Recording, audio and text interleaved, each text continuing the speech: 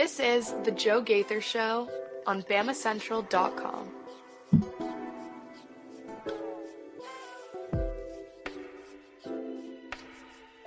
Good afternoon, Tuscaloosa, Internet World, West Alabama. How we doing today on this Thursday? Almost the last day of the month, right here, January 30th. It's the Joe Gaither Show on BamaCentral and BamaCentral.com. You are checking us out on the BamaCentral YouTube channel or listening to us on Spotify, Apple Podcasts, and Amazon. You can find the Joe Gaither Show on BamaCentral wherever you get your podcasts. We appreciate everybody who subscribed, rated, and reviewed the show in the last month. It has been our most organic month since we started this podcast. So I appreciate everybody. Seriously, on my hands and knees. Thank you for jumping in and joining us. Gonna have a lot of fun today, but before the fun commences, I feel like we probably need to start right here. This is not a political show at all, and that's not why you listen to this show. But I'm really kind of upset over the tragedy that happened last night. A plane crash out of Washington D.C. Plane in a helicopter. Lots of people passed away.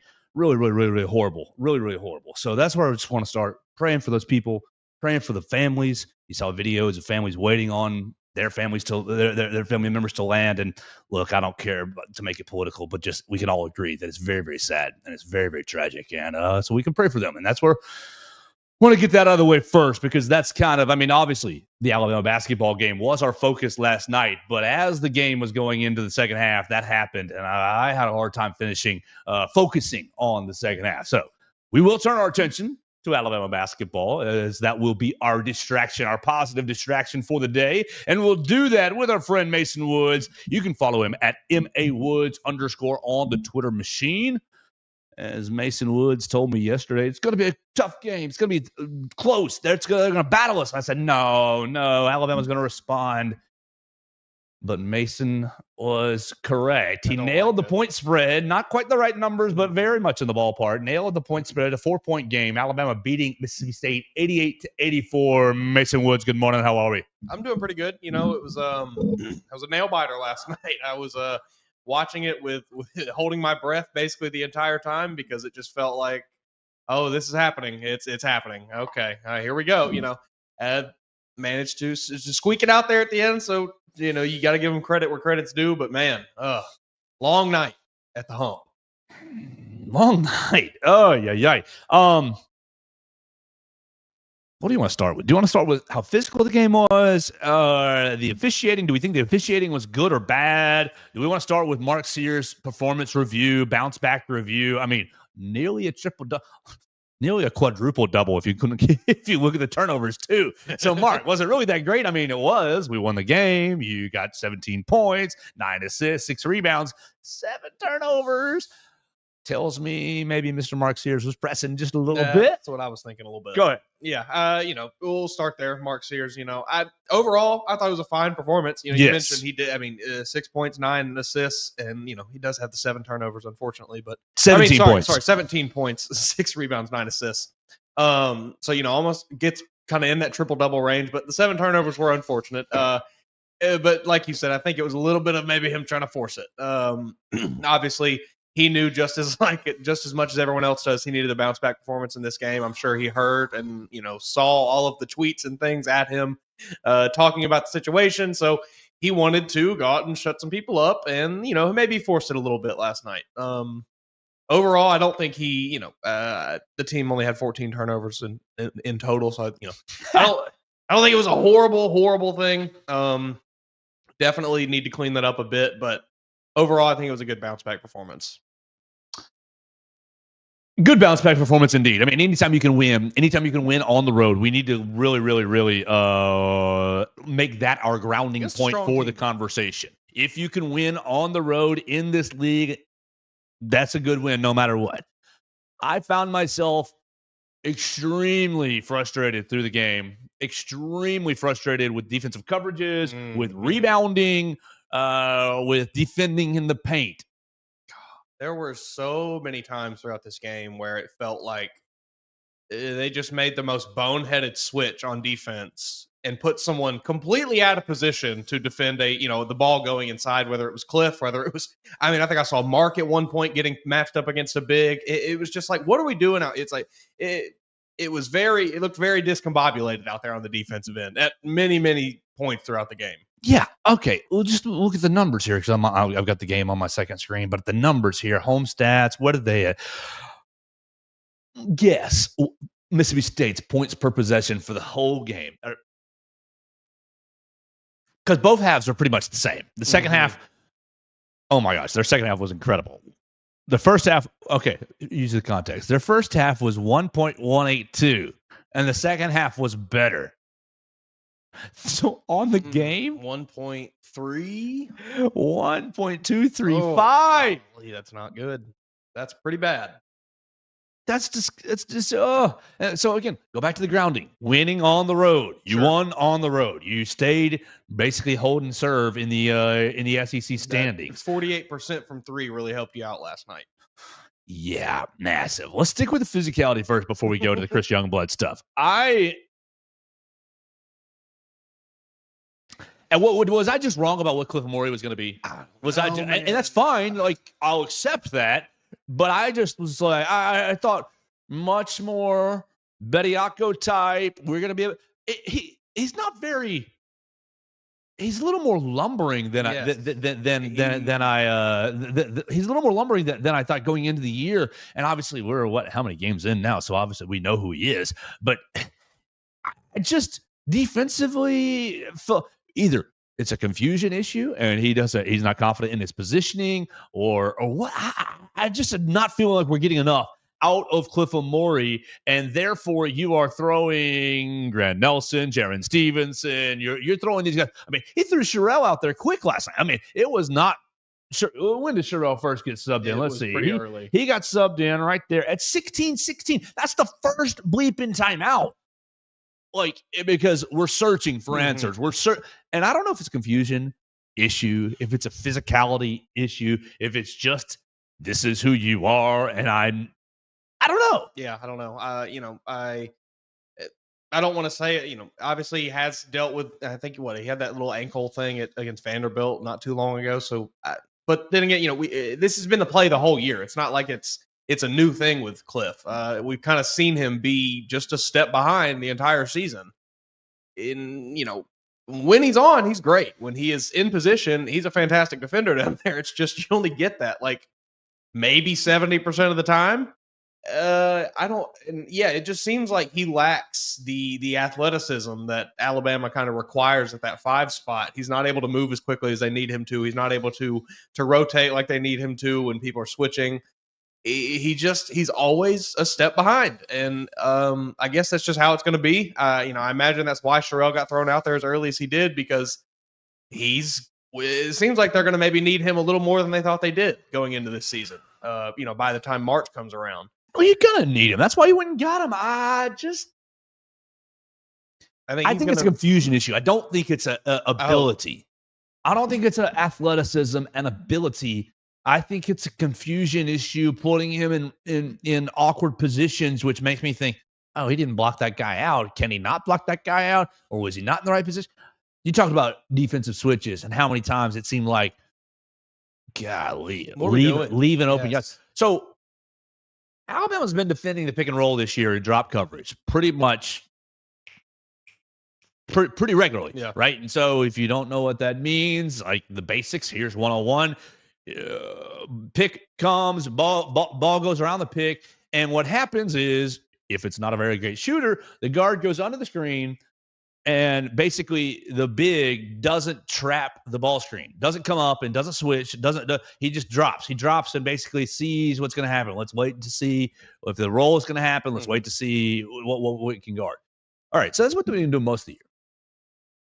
I think a handful of times last night, they're like, this bleep ain't working. Yeah. And so when we change it, everybody gets a little confused. Yes. And so it's like, especially someone like Cliff, who new to the group, and I understand we're halfway through the season at this point, but still, he's kind of the new guy around. He's only been there for this off season and up to now, so maybe still learning a bit. Yeah, I could see that.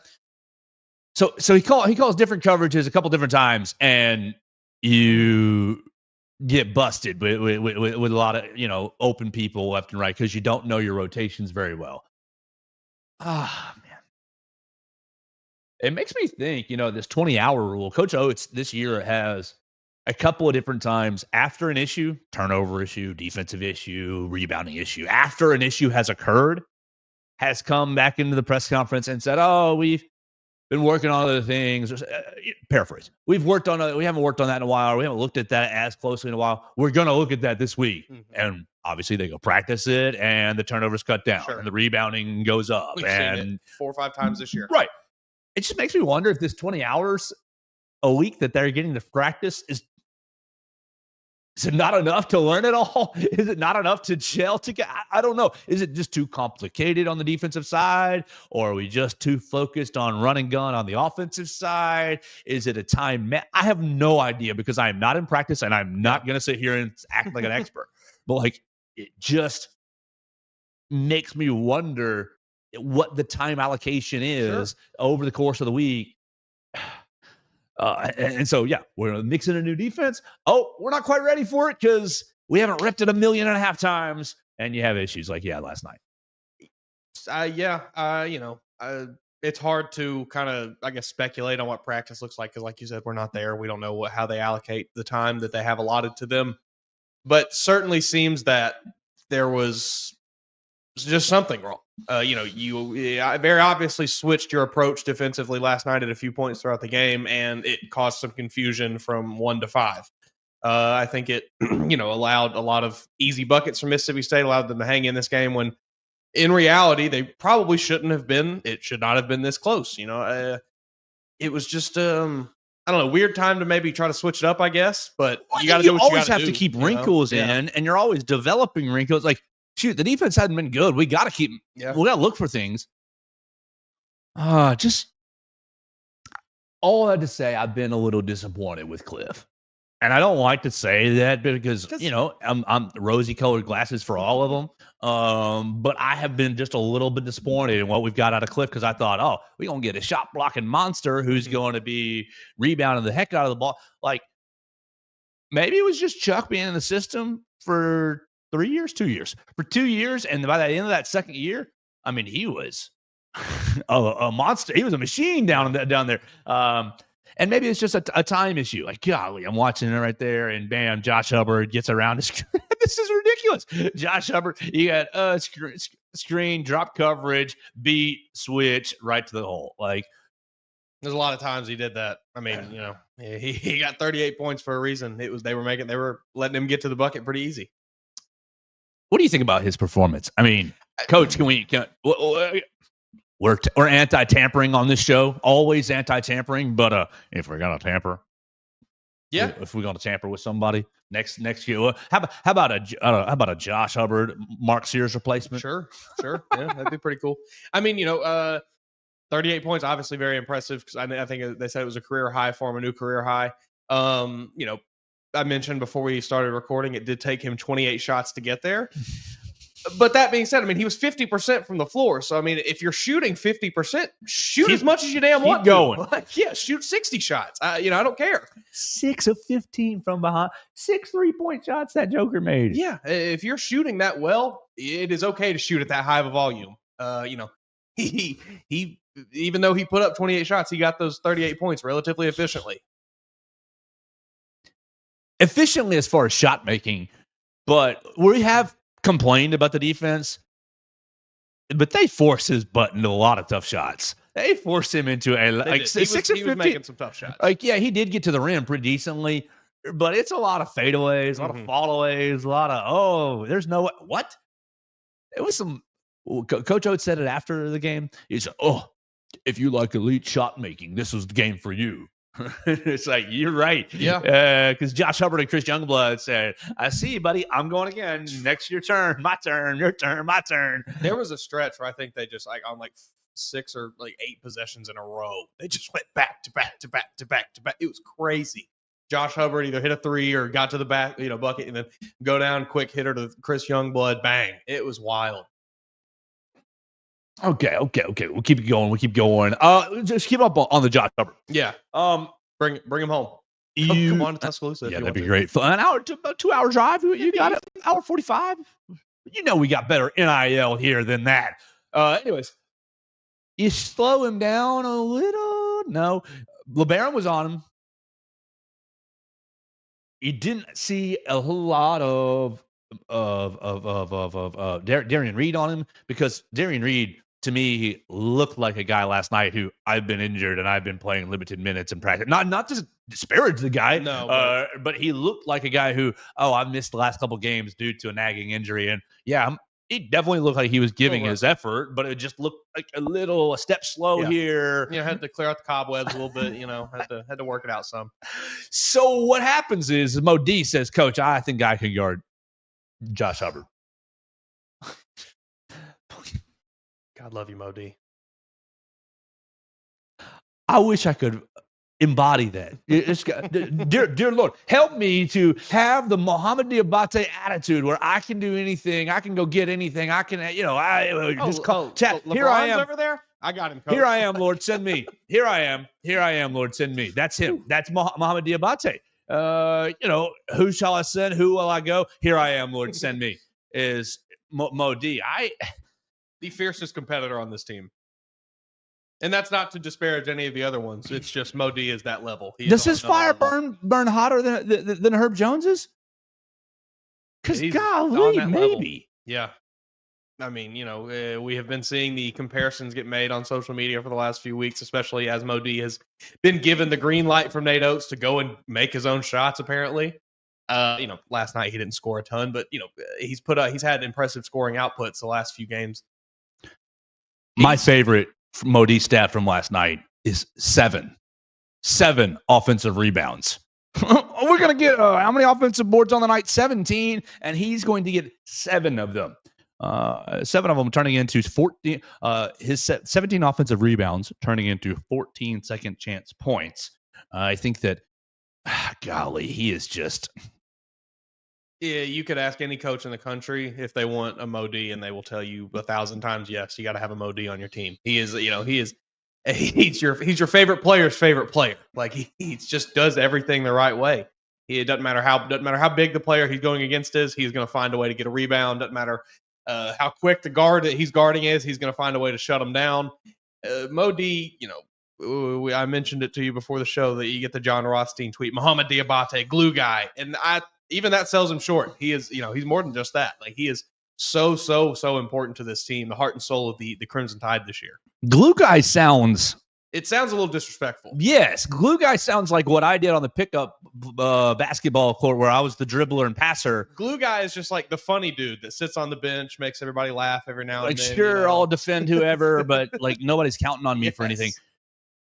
I wonder what Mohamed Diabate does for the other 9 players on the floor when you're on the floor, as far as just simple comfort, just simple. Oh, I know that mother is going to go after, and I can just play my game. Mm-hmm. And of course, I'm going to go after the ball too, and this, that, and the other.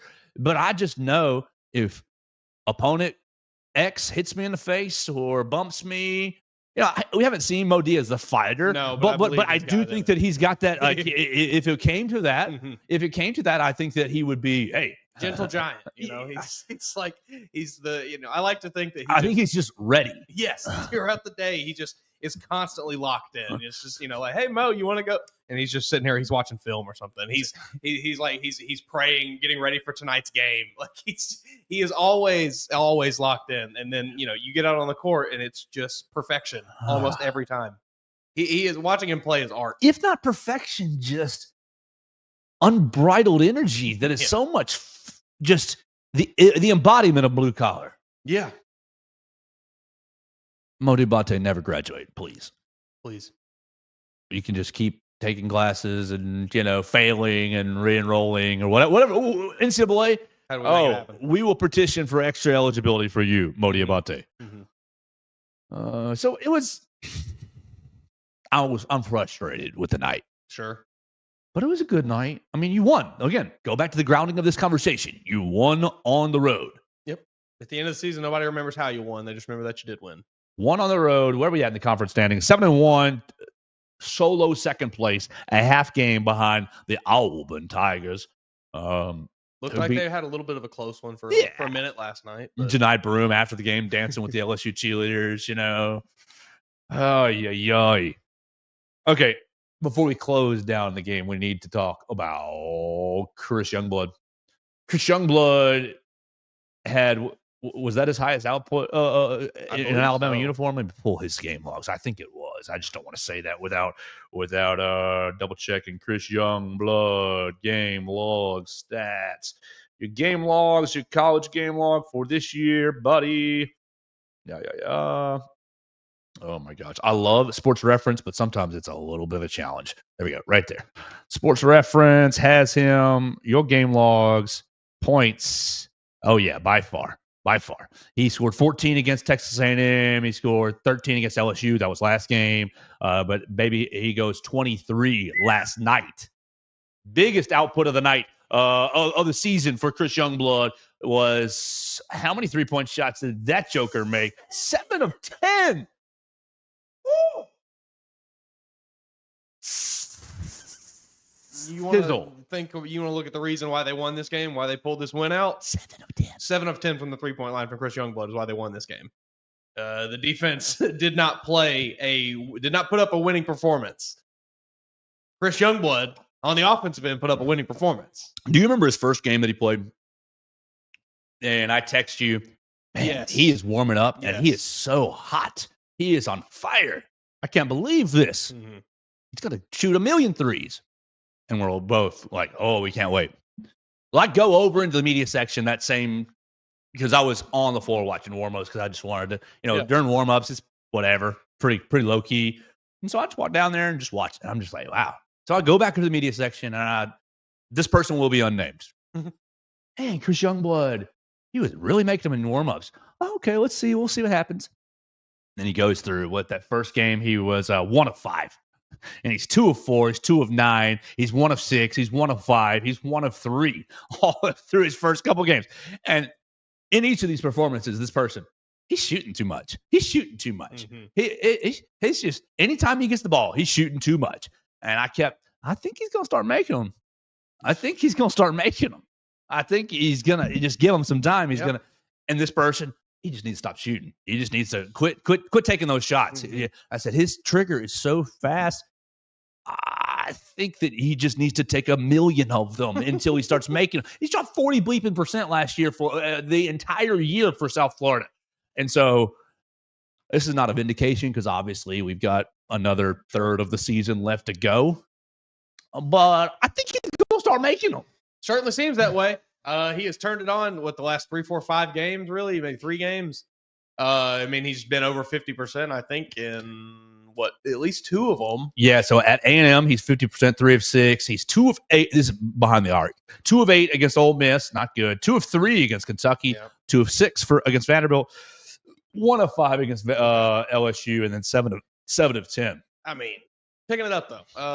I have been very impressed with like you said, he just shoots so fast. 3, 5, 7, 8, 9, 10. That's 17 of your last 14, 17, 23, and 28. What did I say? 17 of 28? Mm-hmm.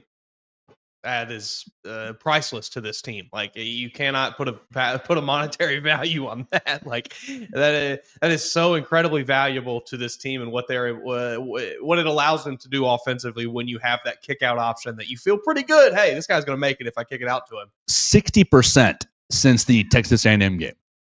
Now, obviously, your 70% last night jumps you up a bit, but it's a performance you have to count into the stats. Like, it's a number. Yeah. We talked about the John Rothstein tweet earlier. Go there. This same perfect way to go. Same tweet. Chris you missed it twice, John Rothstein. 0 for 2 on this. Chris Youngblood equals the replacement for Latrell Wrightsell. He was never that. That's never what his role was going to be. He was always going to be a premier player on this team. He was going to be a huge part of what they wanted to do offensively.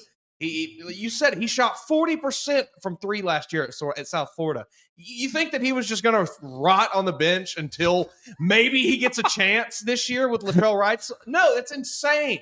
He was always going to be more than the replacement for Latrell Wrightsell. Ridiculous, John. We're still missing Latrell. Yes. That's his tweet make it sound like, oh, we miss. No, he's still missing Latrell. Period. But if you don't think that we're, you were Chris Youngblood, Latrell Wright, and Chris Youngblood was coming for those minutes. Yeah, well, yes. All you had to do, he was a perfect fit for the system. Mm-hmm. Of course, I'm happy to have him, but really, he plays what last night? How many minutes he got? 30 minutes. 30 minutes last night. If Latrell's still there, you're still playing Chris Youngblood a lot. You're playing Latrell more. Who's he eating minutes into? He's eating minutes into Aiden probably, and he's eating minutes into. Let's see, Aiden's getting down into 18, probably 20. Aiden had 22. LeBaron had 17. Mark Sears had 35 minutes. So you're probably cutting 3 to 4 minutes from 2 to 3 minutes from each of those, and there's your Latrell Wrightsell minutes, and you're looking for 12 more points, 14 more points, and now you're at 102, 101, 100. I don't think that's fair. Yes, he is replacing Latrell shooting, but I think Mason's exactly right. He was always going to come in here and have a massive. I think that Coach Oates was like over the moon to get him as a transfer. Yeah, I think so. He saw that he knew what he had in him. And we're starting to see it now. It's starting to come to fruition here as we get into the back half of the season. I guess back third of the season now, really. All right, Mason Woods. We've got about 40 people watching us live. We appreciate everybody watching us on the Facebook, Twitter, and YouTube. If you're checking us out, you're on the BamaCentral YouTube channel or right here on your favorite podcast platform, Spotify, Apple Podcasts, and Amazon. You got any other hoops from last night? Anything else stood out? Did I miss anything? What notes did I take any other notes? We talked about Josh Hubbard getting his 28 shots up. Got 38 points on 28 shots. Everybody wanted to talk about Janai Broom's really impressive performance. Did take him 23 shots to only get 26. How many rebounds did he have? Do you have offensive boards? Because 16. It's offensive 11. Yeah, we're doing the Angel Reese. That's what it is. We're doing the Angel Reese of men's basketball. I'm putting it up. Oh, missed layup, rebound, missed layup, rebound, missed layup, rebound, points. And hey, if it works, it works. Sure. But how do you feel about Alabama boxing his butt out? Not great. Yeah, not great. Not great. Especially if we continue to see Cliff be just a step behind every defensive possession, basically. Because I love Grant, I don't think he has the physicality to do it. He's just a little too frail. What I see is them actually boxing out Janai Broom, but Chad Baker-Mazara just basically offensive rebound donk. Could see it. That's going to be I don't even know where you begin to plan for that game if you're Nate Oates. Obviously you have to shut down. Run. Just got to be faster than them. Got to score more points. Like zero option, run. Man, that's going to be a fun game. 2 fun games. 2 stressful games. Didn't you say those tickets were like stupid expensive already? I think to get into Coleman, it was over $400, and then for the Auburn one, it was like $600. Let me double check on that. Though. Mercy. Okay. Yeah. So look, we're moving on. You won the game. You got Georgia coming into town next. Feisty team. Yeah, definitely a feisty team. Georgia gives me a lot of. Ole Miss was better than them. Ole Miss is better than Georgia, but Georgia gives me a lot of. They could come in here and Alabama could not take them seriously, and they could snipe you, get you by 1, get you by 2, and really that throws a big wrench into this whole season. That would make me utterly sick. Yeah, that would. Because you're sitting here solo second place in the SEC. The only guy you're doing fine. You're doing good. Yeah, only person you have to beat. You got to play twice. Yeah, you were doing just fine. So you control your destiny at this point of the season. You lose to Georgia, and all that goes out the window. And it's like, all right, anybody else can jump up here and do what they want. So that would be extremely, extremely disappointing to see them lose that game. I think hopefully Nate Oates is able to convince the team to take it as seriously as they need to. Georgia has. They beat Kentucky, they beat Oklahoma, they let's see. That's really the only 2 wins they have. They beat St. John's early in non-con, but They're 37 in old Kenny Pomeroy, 15-6, 76 in offense, 18 in defense. I mean, they went toe-to-toe with Auburn, lost by 2. So this is a tough team. They're not just going to roll over for Alabama. This is not there's not really even any example of a rollover team in the SEC this year that you could throw out there. I guess South Carolina, but even them, they're a little feisty. What time is that? 3 o'clock? Yeah, 3 o'clock right here in Coleman Coliseum on Saturday. We hope to see you there. We will be there. BamaCentral, BamaCentral.com. Hunter DeCyber successfully drove to Starkville last night and back without getting a speeding ticket. We hope you did not get a speeding ticket in Pickens County, in Reform, over by the Alabama-Mississippi state line. Hope everybody made it back safely last night. Man, I saw somebody get pulled over on my way into the studio this morning. Felt so bad for him coming down the hill. And I know exactly where he got pulled over. It's a stop. It's a 4-way stop right at the top of the hill. Roll through the stop sign. He sits there about 1 day a week at least. And he picked the wrong day to roll through that stop sign. I felt bad for him. That's a tough day.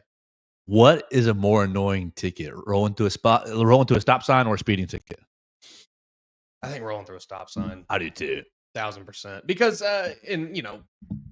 everybody drives their own way, but I'm not going to roll through a stop sign if there's other cars there. The only time I'm rolling through a stop sign is when I know good and well there's zero danger posed to me or anyone else at that intersection. And so, that is so frustrating. The last time I got a rolling through a stop sign ticket, right by my house, the last stop sign. That's where I got one. Was pretty close to your house. Actually. Really? On Main Avenue. Yeah. Okay. No, I was coming off right by Riverside Feed and Seed and about to turn onto my road and rolled through that stop sign, and homegirl was parked in the Riverside Feed and Seed. Oh. Bloop, bloop, bloop, bloop, and I was just like, you know where I pulled over? In my driveway. She's like, why'd you pull over here? I said, 'cause I live here. Oh, pain. She's like, well, you pulled over in a weird spot. I said, I live right here. Pain. You didn't stop at that stop sign. Well, I think stop is a relative term here. My car was not proceeding forward any longer. Ridiculous.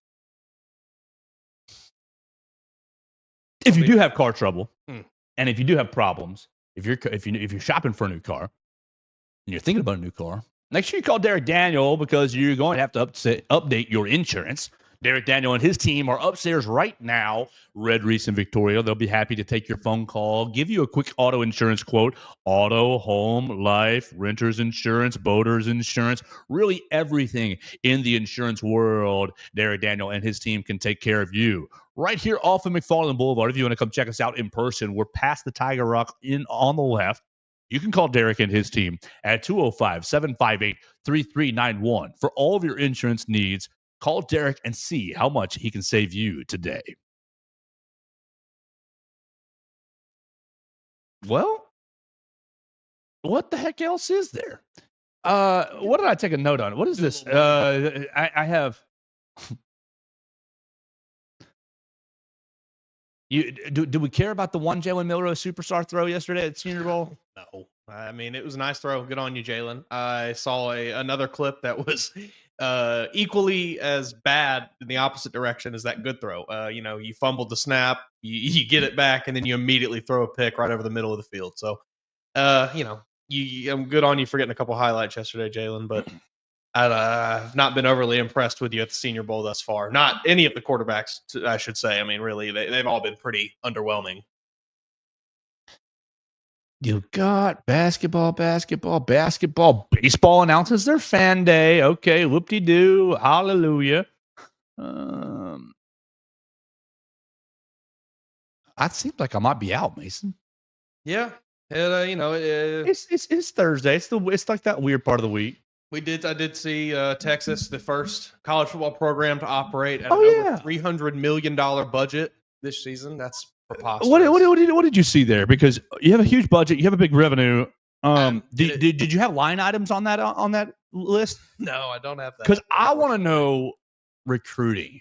That's what I'd love to know as well. You remember the weekend that they had Arch Manning and whoever else, that they had like 2 or 3 other guys. No, Bentleys and Lambos and Ferraris and I got a message the other day, Mason. I want to get your thought on this. Mm-hmm. Oh, that's the tab I have open. I wanted to go there before we finished. Dummy. Barstool, Bama.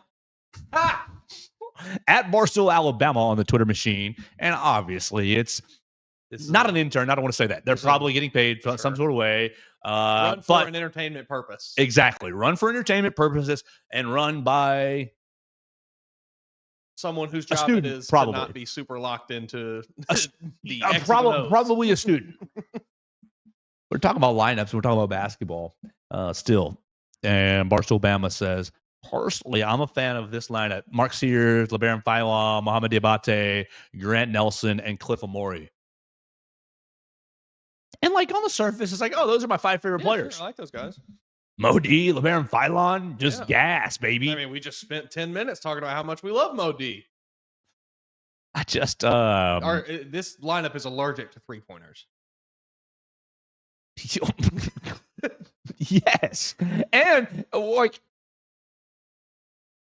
it's limited defensively too. I think just like Grant. I don't know. I don't love Grant and Cliff I like Cliff and Jaron together. Yes, I think you need. I don't think Grant and Cliff. They're both lumbering, long, lengthy bigs. Like Cliff is a little bigger, obviously, and he plays that hard 5 position while Grant kind of floats around to the 4 bit. But they're both kind of cut from the same cloth, where they're just really long. They do everything a little slow, and I don't love having them both on the floor at the same time. I think you do need a guy like Jaron, where he has a little bit of that more athleticism, where he can just be a little faster out there and also provide maybe more on the offensive end. I guess in this scenario, you're bringing Youngblood off the bench, Youngblood and Holloway off the bench as your like spark. I don't hate that, but like you're bringing Youngblood, Holloway, and Jaron off the bench as your spark. What's Jaron really giving you there? Yeah, this reply to it's a pretty good sum. This is a great lineup if you want a 12-10 halftime score. Yeah, that's what it would be. It would be great defense. They'd probably lock everybody up, but you would not get any bit of scoring output from this lineup. Not anything meaningful. You got to get Youngblood in there. You got to get to Holloway. I think one of those two. I think you maybe got to get Jaron in there instead of I don't know. I don't love this. Mo D, I love you, Mo D. You're better off the bench though. Yeah, that's exactly like his impact as the 6th man is so much more than what it would be. Okay, if he's starting, sure, you probably are having good starts. But what happens when you lull? You don't have anybody. I think Youngblood's the type it can be. But Mo is like, I'm going to hold you right here and just wait to throw you in there. Nate Oates, and then he, unleashes him. And there you go. Exactly. Everybody's a little bit tired. They're holding him back. Let me throw a lightning bolt. Let me throw a lightning bolt into this game here and mix it up and really, so Barstool Bama, we appreciate you. I just think you might have missed that, but they don't care. They just like the engagement. They got all kinds of engagement off this tweet. They got how much engagement did you get off this tweet? Not as much. 50,000 views. So not as much as I thought. 190 likes. That's pretty good. That's pretty decent. So yeah. I was gonna go there and I was gonna go somewhere else on the football side, wasn't I?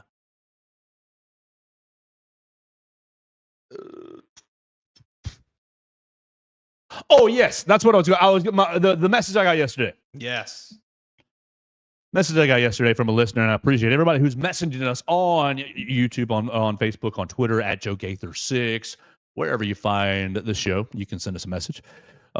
This was from 2 days ago. News: veteran attorney Lynn Simon files an amicus brief alleging price fixing in the injunction relief portion. Basically, it's all about the NCAA. And this person was talking to me, is messaging me about because we've been crying and complaining about tampering and the transfer portal and NIL, and says the problem with college sports is not the transfer portal or NIL.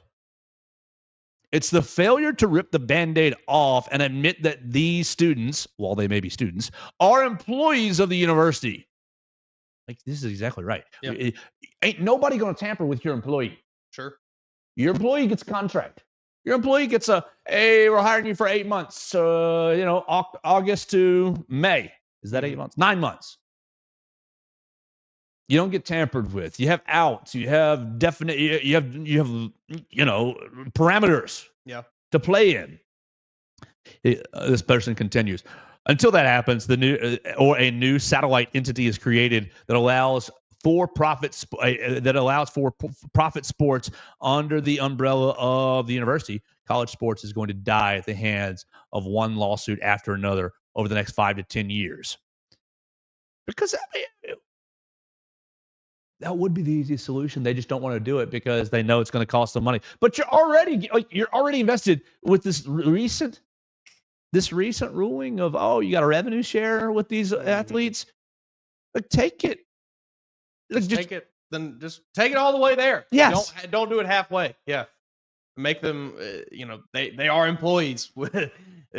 Just make it official, because that would solve a lot of issues here. And then you don't have what about the backup left tackle who hasn't played? Should he be paid as much as the starting quarter? And it's like, well, buddy, all of our football players get paid this. All the quarterbacks get paid that. If you start, you get paid that. Like, you can define it so much more. And then, if I start, I can get X. And this person's exactly right. But they don't want to do it because it takes too much work, costs too much money. Yeah, and in college athletics, and really just higher level education is all about robbing Peter to pay Paul. You were talking about, that's what triggered me, the Texas revenue. Mm-hmm. Like that 300 million. You said they operated on what? 300 something million. They brought in 300 something million. They spent $325 million. Brought in 331. So 332. So you plus so $6 million. $7 million profit. And you know what they did with that plus $7 million? They spent it. They spent it on other sports. They spent it on women's diving, on men's golf, on it's all rob Peter, pay Paul. I mean, Ohio State lost almost $40 million. They operated at a massive deficit. That's I get you won your title, but that's not sustainable. You're going to do that for 2-3 years in a row? I mean, what are we doing here? And so everybody, like, you heard Coach Saban, well, what's going to end up happening is sports are going to be cut. Yes. Like, I'm sorry, but that's like, what happens, Mason, when I hate it, but what happens when you're doing your budget? You and Miss Melissa are doing your budget, and you said, we brought in $100 and our bills are $130. And you're like, oh, crap, what are we going to do? Well, I'm cutting the Netflix. Well, no steaks this week. Well, gotta, maybe cut the heat down just a little bit. Like, you have to make cuts. You cannot continue to operate this way. Mason and Melissa, they can't just say, we love Netflix. It's so much fun. It makes us happy. Everybody, it's great.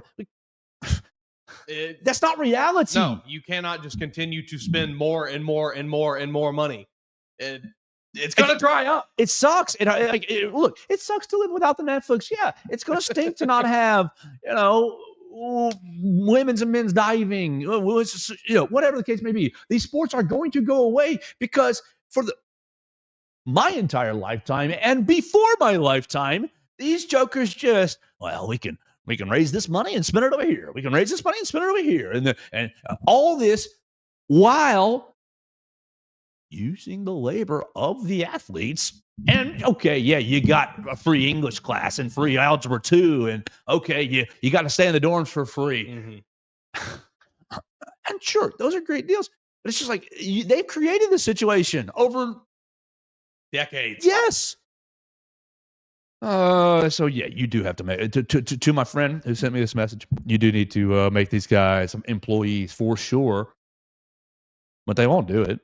They won't do it until they're forced, and they won't do it. They're gonna under the guise of we're trying to save X sport and Y sport and women's. I wonder how expensive the rowing is for the University of Alabama, the rowing team.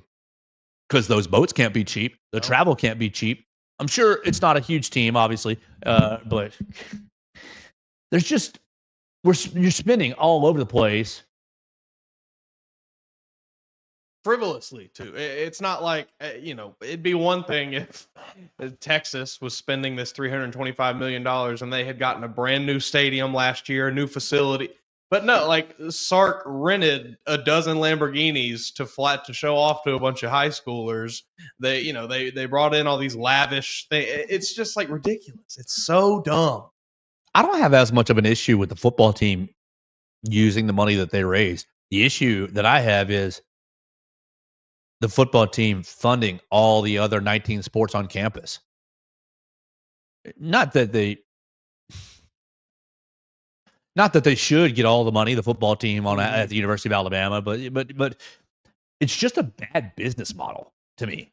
Yeah, and you take it out on the fans by saying, "I'll pay more, more money, more NIL, more this." Yeah, it's just a bad business model, and I think it turns away people like my father, people who are hardworking. I think it's going down a dangerous path, just as a sports entity. Yeah, it's disheartening to see just more and more things come out that seem to be bad for the long-term health of the sport. We'll see what happens. What you doing this weekend, Mason, with Junior Day? Isn't there a bit? We don't need to get into it like right now, but isn't there a big Junior Day that we can talk about tomorrow? Yeah. There'll be a handful of. I saw a pretty good bit of recruits in town to be here for. To be honest, I don't really know what exactly gets done on Junior Days. I think, as far as I understand, it's kind of just like a little mini combine type deal. Yeah, I think it's like a little mini combine, and I think it's also here's a the campus tour. Look at everything. Yeah, right. Here's why you should come here. Yeah. I saw. I don't know who I saw this from, and we will dive into it tomorrow because you will be prepared for it tomorrow. You weren't prepared today, and that's okay. I saw a tweet that said 5 to 10 5-stars on campus. That sounds close to right. Ooh, came with the board. Okay. Yeah, I believe I'm pretty sure one of them, Jared Curtis, I think he's the top-rated quarterback in next year's class, maybe number 2. I think he's expected to be in town. That's that really tall joker from Georgia or Tennessee, right? Yeah. And that everybody has given us an offer to. Mm-hmm. Mm-hmm. Yeah, I mean, he's been visited in just the last 2 weeks by just about every Power 5 coach that, great at-home visit with enter whatever coach it is. Kirby Smart, whoever. Mario Cristobal, Mike Norvell, Lane Kiffin, anybody. So we'll get into that tomorrow. We will talk about Junior Day. We'll talk about Alabama and Georgia. What else do you think we might need to get into? Were there any former Alabama players that got named to the Pro Bowl? Isn't this weekend Pro Bowl weekend? Mm-hmm. Who gives a rip? Yeah. Will you watch the Pro Bowl on Sunday? I will not. No. No. I won't. I'm going to be hungover from the Royal Rumble on Saturday night. Jerry Jeudy, looks like. Jerry Jeudy. There we go. We're going to go from – that's going to be perfect. We're going to go from Alabama hoops at 3 o'clock right into Royal Rumble on Saturday. Do we just need to spend all day? Like, do we need to really throw our listeners for a loop? No, but the people who are listening now, they'll know. But we won't. Our show tomorrow would just be Royal Rumble preview. Who's going to win the Royal Rumble? That's okay. Obviously, it's scripted, so like you kind of can, if you're following a story, guess. But right now, pull up some odds because you'll be surprised. I can't guess. I watch this bleep all the time. And I cannot make it. I have a guess based on Monday Night Raw. But it could go any minute. It could be John Cena coming back for Royal Rumble. CM Punk. That's my guess. Looks like John Cena is the betting favorite. He is. Yeah, and that makes perfect sense. I have seen. Seth Rollins, I'm seeing. Seth's not going to win. I'll tell you that. Randy Orton. Watch out. If Randy Orton wins, that would be electric. I will lose my mind. He's been off TV since November, maybe. Maybe it was part of the storyline and somebody hurt him just to give him a little vacation, Christmas vacation. So, and he is expected to return. And anybody who knows me, that's my number one. I love him so much. He is, yeah. That's my number one. So if he wins, I will lose my mind. Plus 2,800, the odds on him. I don't think he's going to win. I think he's going to do some cool stuff and have some cool spots. Roman Reigns, big one. Like, you've got about 9 guys that I think, if The Rock surprise enters, which is very big possibility. Yeah, I got think The Rock on this list. Yes. Plus 700. Is Brock Lesnar on there? No. So we've got John Cena, Seth Rollins, CM Punk, The Rock, Roman Reigns, Randy Orton. What's CM Punk's odds? Plus 150. What's Roman Reigns' odds? Plus 1,200. Yeah, I think it's CM Punk because so he's the last. He needs this money to spend all that on a sneaker shopping episode. He's one of the last 2 last year and gets thrown out, and he's injured and he misses WrestleMania. All right, so fast forward to Monday night. He and Cody Rhodes are in the ring. They were the last 2 last year. And Cody Rhodes is the champ now, and CM Punk is, I'm going to win the Royal Rumble and challenge you at WrestleMania. Blah, blah, blah. I think that's what's going to end up happening. But I think it's going to be super dramatic. You know what I think it is? The reason why I said Brock Lesnar? I think Brock Lesnar comes out, surprises, and wrecks shop, helping CM Punk win the Royal. So if you have Peacock, after Alabama basketball, flip it on over. Crimson Tide beats Georgia. And just put on some mindless fun on Peacock because you're going to have allegedly a 40-woman Royal Rumble this year instead of 30. And then you'll have the men's Royal Rumble to close it out. Little Kevin Owens, Cody Rhodes ladder match also.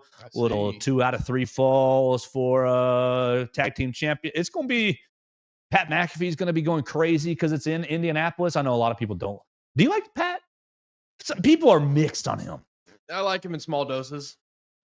Yeah, I do too. That's about the best I can say.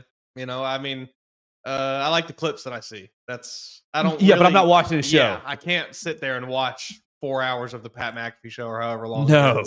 Watch even College Game Day. I have a hard time sitting there and watching the full broadcast. But I do enjoy the clips. They're fun. So in minute, 30-second, minute and a half clips.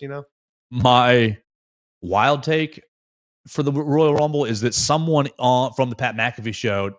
Probably not Pat since he's done it a couple times, but someone from Pat's show, Chuck Pagano, AJ Hawk, Chuck Pagano, Boston Connor, somebody's going to be in the Royal Rumble, and they're going to run down, and everybody's like, oh, it's AJ Hawk, it's Boston Connor, whatever, and Pat McAfee's going to have his all freak out, and the guy's going to run in the ring and get thrown right out, and that'll be his spot, and it'll be like, oh, Billy lasted 2 seconds in the Royal Rumble, roar! It's going to be great.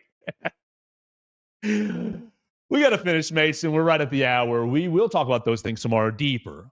Probably more Junior Day and Alabama, Georgia than anything else. You know that. We'll finish with a little Royal Rumble and find other topics to get into. You can follow the show on YouTube, on Facebook, on Twitter at Joe Gaither 6, on the BamaCentral YouTube channel. You can find us on your favorite podcast platform, The Joe Gaither Show on BamaCentral, Amazon, Spotify, Apple. Follow Mason Woods at MAWoods_. Follow me at Joe Gaither 6. And call Derek Daniel for all your insurance needs at 205-758-3391.